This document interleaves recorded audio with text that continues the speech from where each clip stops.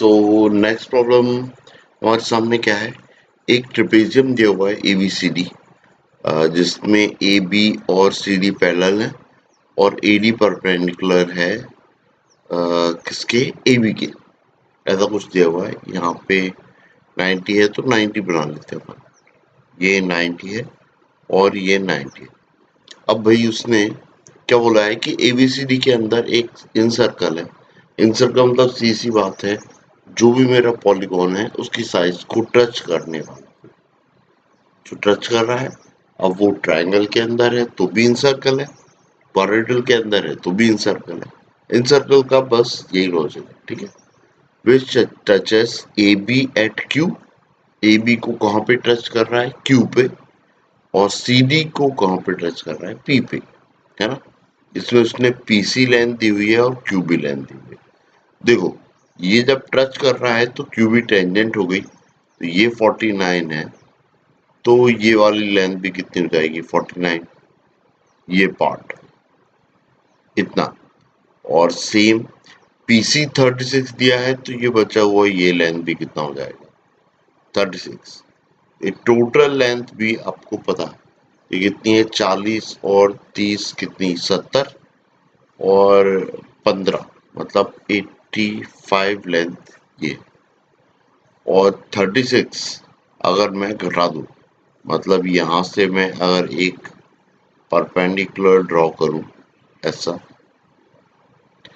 तो ये वाला लेंथ 36 है और ये जो बचा हुआ लेंथ है 49 माइनस 36, दैट इज 13।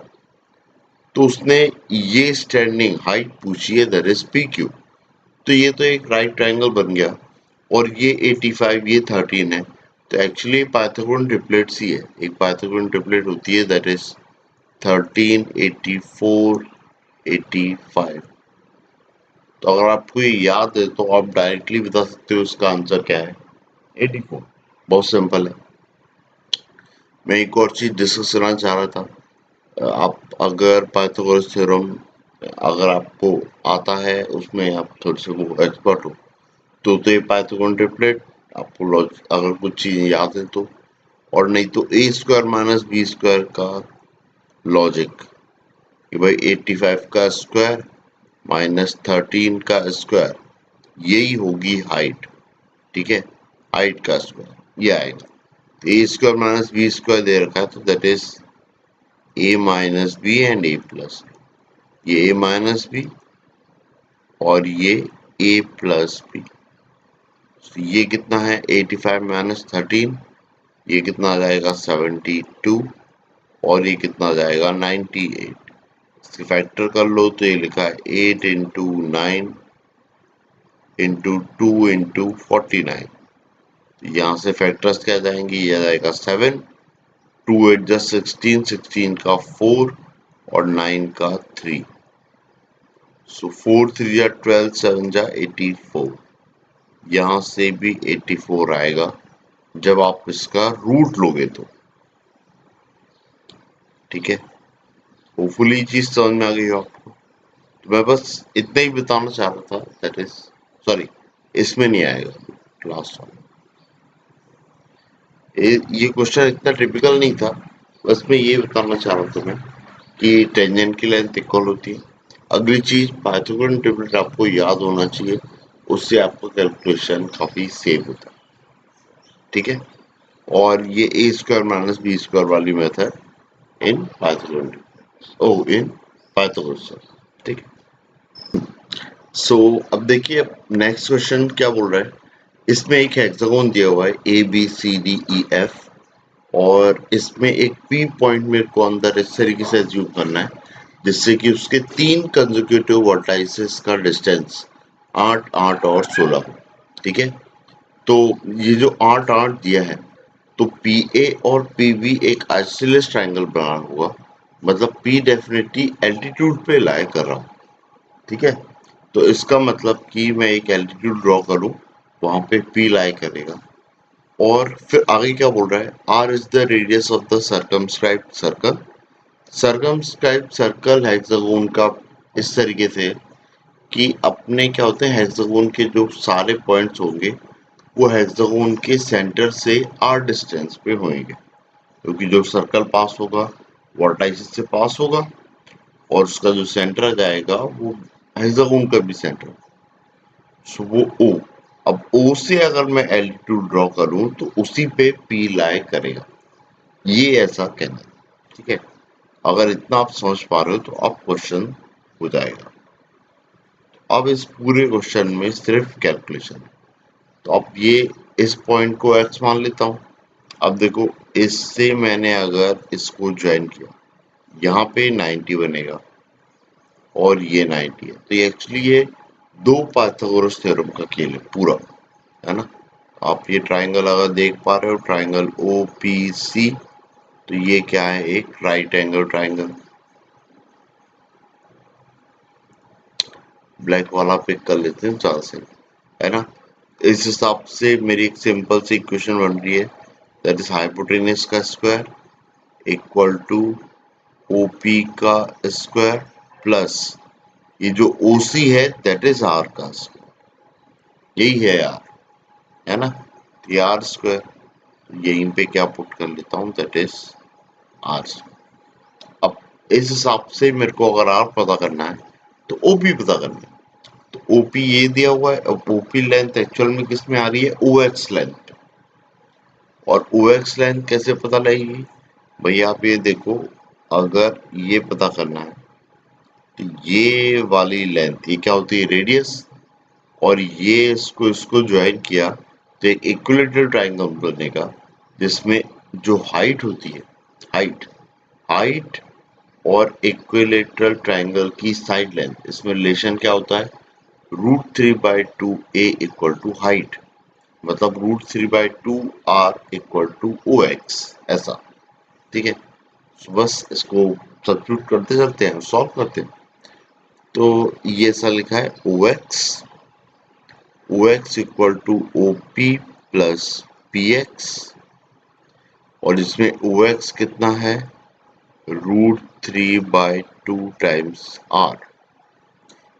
OP पता करना है तो आपको PX भी पता होना चाहिए। ये हो गई अपनी, ये एक इक्वेशन हो गई, ये दूसरी इक्वेशन हो गई।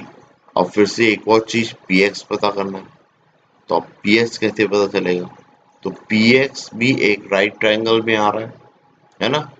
तो राइट ट्रायंगल के हिसाब से PX क्या दिख रहा है, हाइट, वो होगा हाइपोटेनस माइनस बेस का स्क्वायर। हाइपोटेनस जो दिख रही है वो दिख रही है 8 का स्क्वायर, दैट इज 64, और माइनस बेस है दैट इज r/2, r/2 मतलब r² 4, और इसका रूट, ये है PX। अब बस इन चीजों को सब्स्टिट्यूट करते चलो।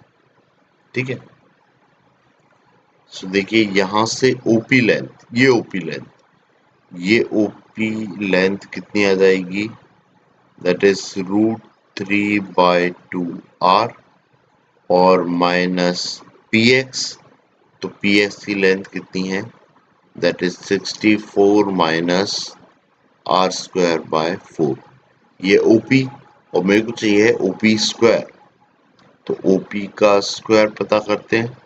जैसे स्क्वायर करूंगा तो a माइनस बी का whole square, that is a² plus b² minus 2ab, तो इसका स्क्वायर करते हैं तो ये कितना आ जाएगा, 3/4r² प्लस 64 माइनस r²/4। बहुत ध्यान से कैलकुलेशन करना होगा, अदरवाइज गड़बड़ हो जाएगी, है ना। फिर 2 into a that is √3/2r, और b that is 64 minus r²/4। अब ये तो आ गया है OP स्क्वायर।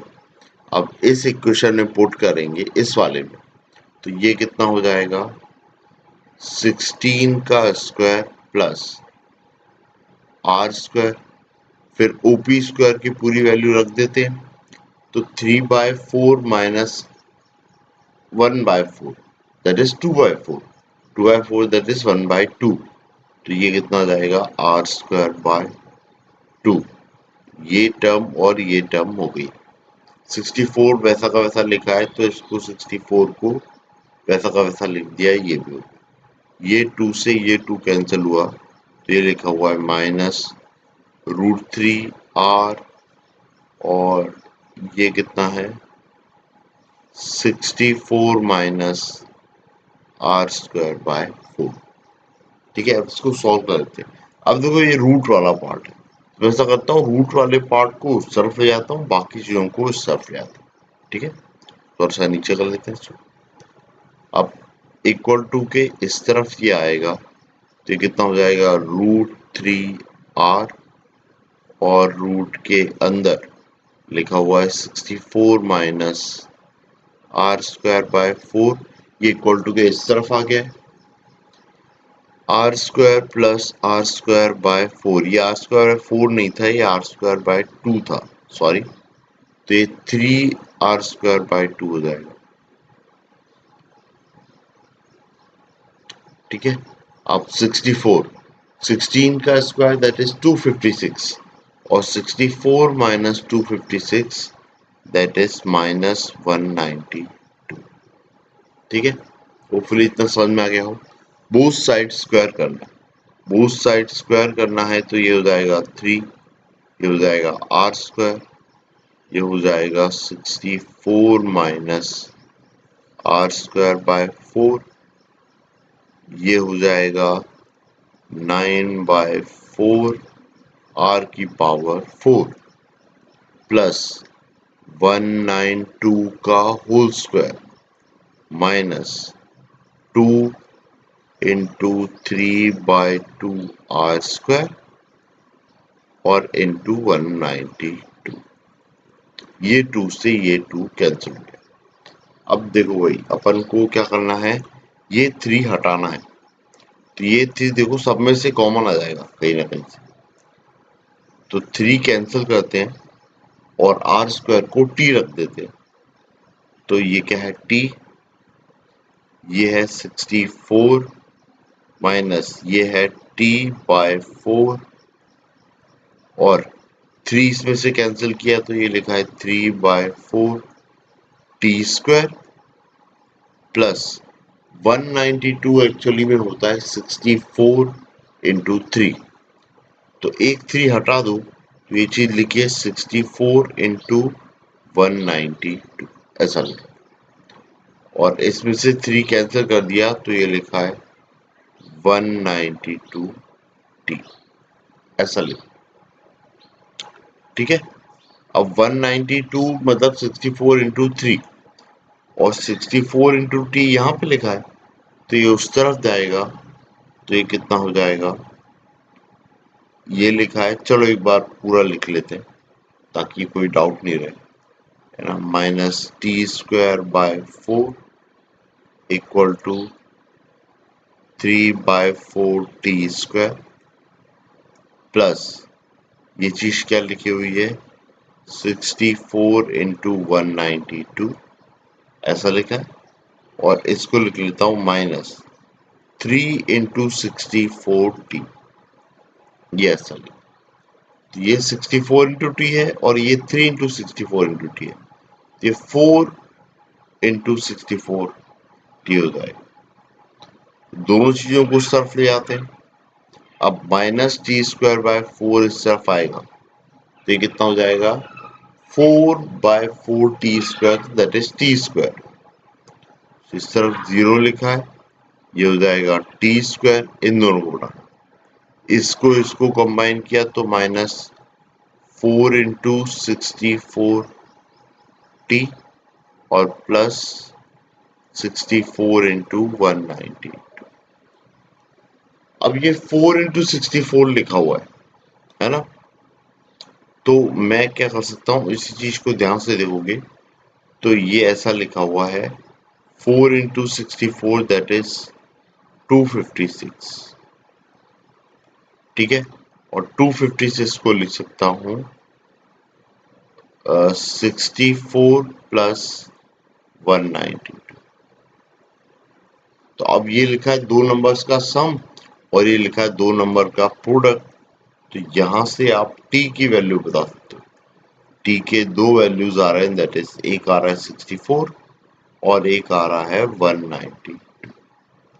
अब t एक्चुअली में क्या था, आर स्क्वायर, तो आर स्क्वायर एक 64 है और एक आर स्क्वायर है 190।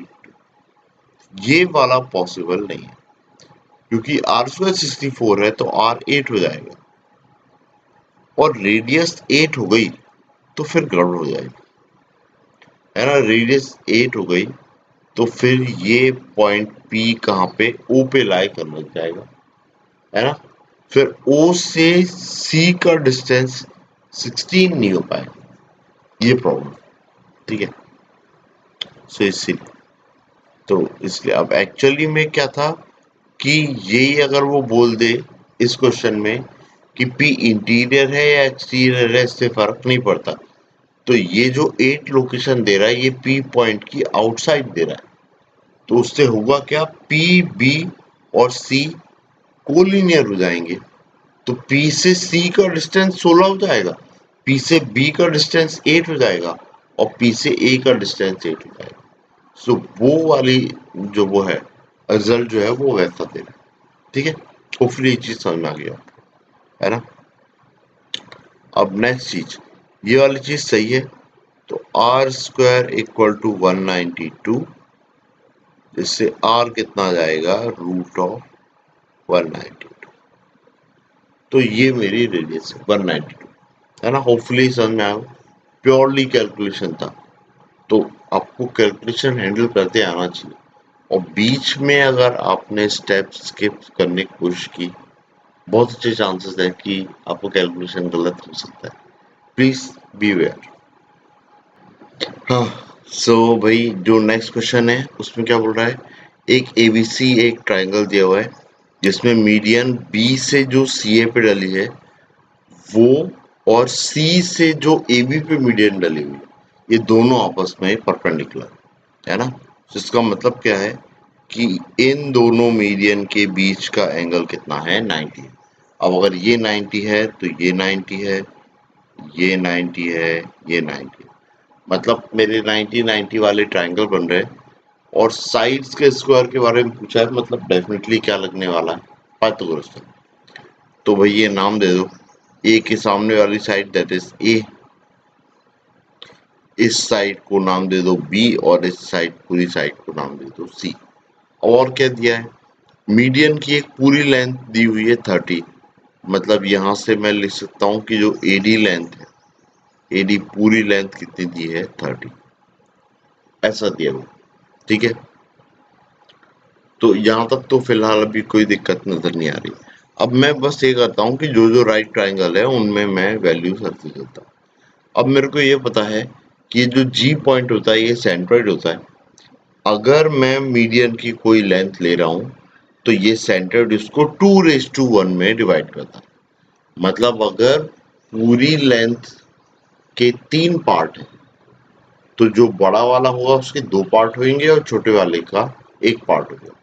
तो सीधी बात है, बीई को अगर मैं 3x मान लूं तो बीजी की लेंथ में 2x मान लेता हूं और जीई की लेंथ में x मान लेता हूं। सेम सीएफ पूरे की लेंथ में 3y एज्यूम करता हूं, तो ये वाली 2y हो जाएगी और ये वाली y हो जाएगी।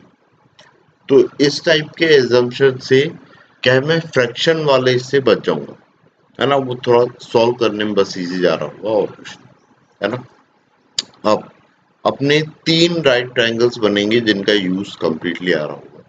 एक तो बनेगा मेरा कौन सा, ट्रायंगल BGF, BGF।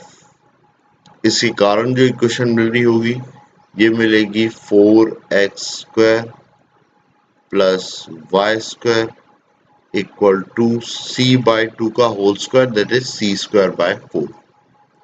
फिर ऐसे ही एक और ट्राइंगल आ रहा होगा दैट इज EGC। इसके हिसाब से क्या आ रहा होगा, x² plus 4y² equal to b²/4, ठीक है। सो अगर मैं इनको ऐड कर लूं, इन्हीं को ही अगर ऐड कर लूं तो मेरी एक इक्वेशन तो बन जाएगी, है ना। तो ऐड करने पे कितना आ रहा है, 4x² प्लस x² कितना, 5x²। देखो भाई कहीं पे मिस्टेक तो नहीं हो रही है, सब कुछ सही चल रहा है, कोई दिक्कत नहीं। सो ये कितना जाएगा, 4x² प्लस x² कितना, 5x², और y² plus 4y² that is 5y², और यहाँ पे आ जाएगा 1/4 times of b² plus c²। ये इक्वेशन की एक और राइट ट्राइंगल आ रहा है दैट इज ट्राइंगल BGC।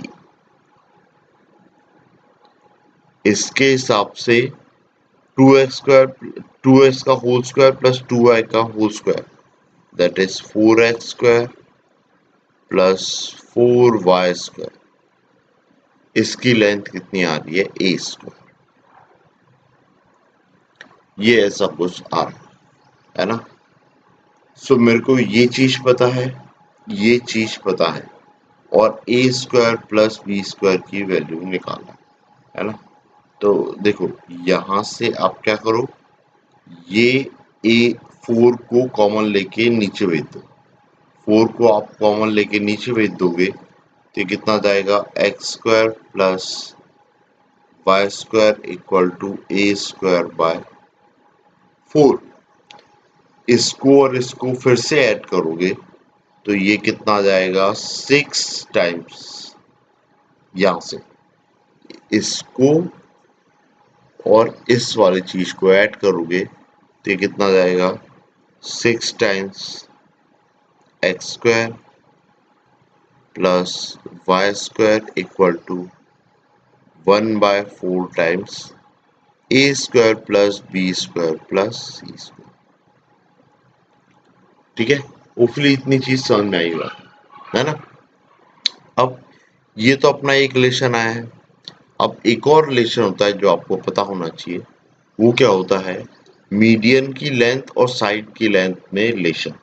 तो वो रिलेशन ऐसा होता है कि 4 टाइम्स ऑफ जो अपनी मीडियन की लेंथ होती है, मीडियन की लेंथ को लेट्स से मैं क्या मान लेता हूँ, कैपिटल एक्स, नहीं इसी के हिसाब से मान लेता हूँ ना, ये 3y है ना, तो 9 मान लेता हूँ ऐसा, 9x² प्लस 9y² और प्लस 9z²। सो 9z² एक्चुअली में वो क्या दे रखा है, 30 का स्क्वायर, ऐसा। तो ये तीन लेंथ का sum into 4 equal to 3 times of side length का स्क्वायर।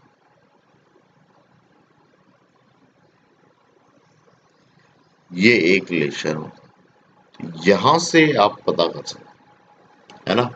आप क्या करो, इस x² y² में आप इसकी वैल्यू पुट कर दो, ये पूरी वैल्यू पुट कर दो, और यहां से आप आंसर निकाल सकते हो। तो मैं ये मतलब उम्मीद कर रहा हूँ कि ये छोटा सब्स्टिट्यूशन आप कर सकते हो, और आगे प्रोसीड करोगे तो आपको इसकी वैल्यू पता लग जाएगी, है ना। सिंपल सब्स्टिट्यूशन है, होपफुली इतना आप लोग कर सकते हो, ठीक है।